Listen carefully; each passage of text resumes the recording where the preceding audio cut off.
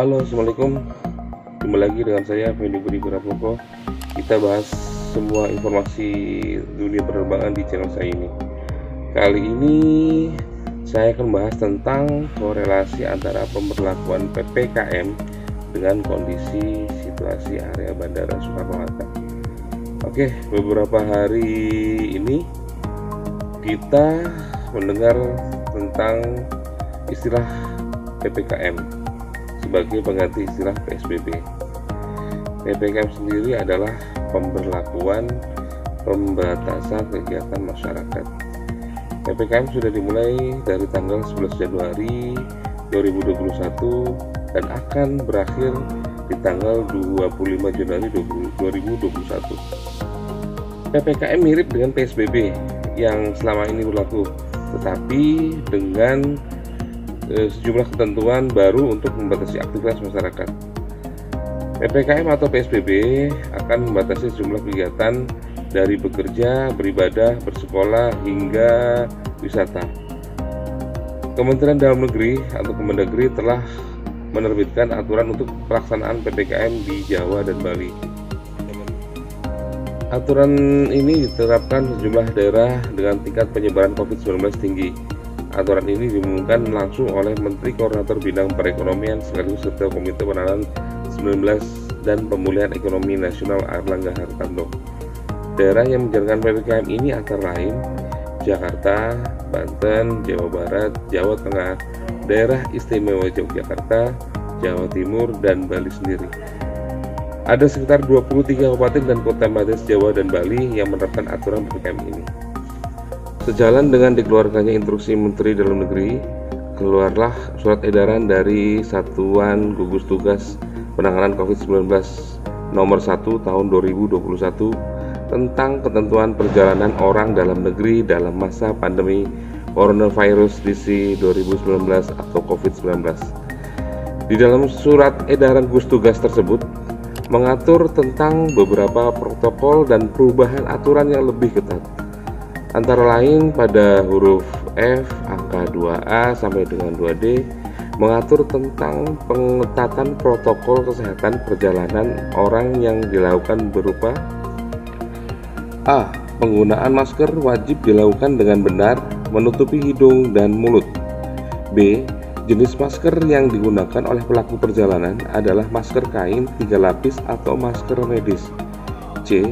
Tidak diperkenankan untuk berbicara satu arah maupun dua arah melalui telepon ataupun secara langsung sepanjang perjalanan dengan moda transportasi umum darat, laut, perkeretaapian, dan udara. D. Tidak diperkenankan untuk makan dan minum sepanjang perjalanan penerbangan bagi perjalanan yang kurang dari 2 jam, terkecuali bagi individu yang wajib mengkonsumsi obat dalam rangka pengobatan yang jika tidak dilakukan dapat membahayakan keselamatan dan kesehatan orang tersebut.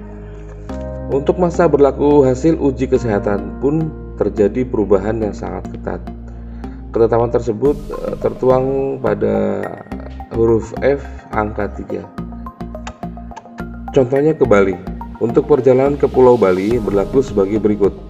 Pelaku perjalanan yang menggunakan moda transportasi udara wajib menunjukkan surat keterangan hasil negatif PCR yang sampelnya diambil dalam kurun waktu maksimal 2 kali 24 jam sebelum keberangkatan, atau hasil non-reaktif rapid test antigen yang sampelnya diambil dalam kurun waktu maksimal 1 kali 24 jam sebelum keberangkatan sebagai persyaratan perjalanan dan mengisi IHAC Indonesia.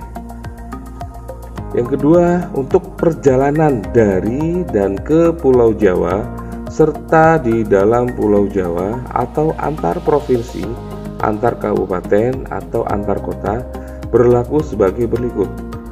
Pelaku perjalanan udara wajib menunjukkan surat keterangan hasil negatif tes PCR yang sampelnya diambil dalam kurun waktu maksimal 3 kali 24 jam atau hasil non-reaktif rapid test antigen yang sampelnya diambil dalam kurun waktu maksimal 2 kali 24 jam sebelum keberangkatan sebagai persyaratan perjalanan.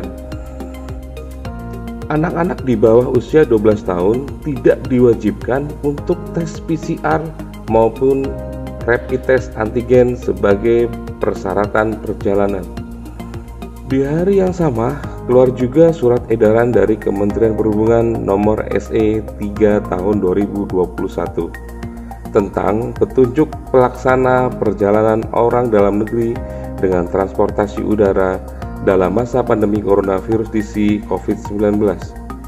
Isinya tidak jauh beda dengan SE dari gugus tugas, hanya ada sedikit tambahan terkait jika terjadi irregularity dan kapasitas ideal penumpang yang akan onboard di dalam satu pesawat. Disinilah korelasinya. Dengan munculnya berbagai surat edaran tersebut, berimbas pula dengan menurunnya jumlah penumpang pesawat. Dengan menurunnya jumlah penumpang pesawat, dikurangi pula jumlah penerbangan yang ada saat ini. Mohon diantisipasi para calon penumpang yang berpergian di antara tanggal 11 Januari 2021 sampai dengan tanggal 25 Januari 2021, karena akan mungkin terjadi banyak schedule change pada penerbangan Anda dikarenakan pengurangan frekuensi penerbangan. Tips pribadi dari saya, pastikan kontak person yang ada di tiket adalah nomor pribadi Anda sendiri, agar jika ada informasi yang dapat tersampaikan langsung ke pribadi Anda.